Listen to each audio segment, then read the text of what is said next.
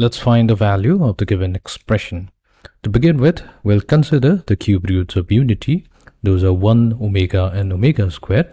Here, omega has the value -1 plus I times square root of 3 divided by 2, where I is the iota. And omega squared is -1 minus I times square root of 3 divided by 2.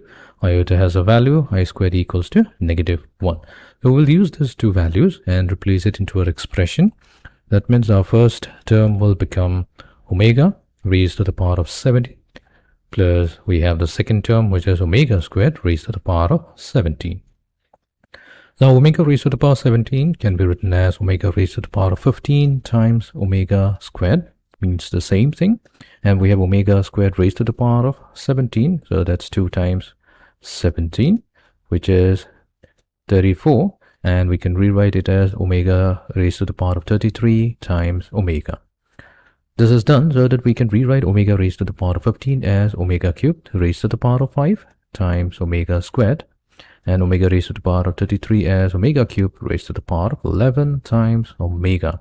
Now here omega cubed, that value is equals to 1. So 1 omega and omega square are the cube roots of unity. So when we multiply them, we get omega cubed equals to 1. You can check that out. Now we have 1 raised to the power of 5 times omega squared plus 1 raised to the power of 11 times omega, and that leaves us with omega squared plus omega. Now we know that the sum of the roots of the cube roots of unity, that means 1 plus omega squared, so that value will be equals to 0. That means you can replace omega with this particular value and omega squared with its corresponding value and add it to 1.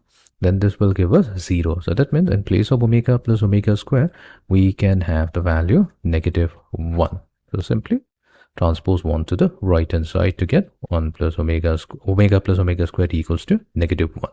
So that means the value of this given expression is -1.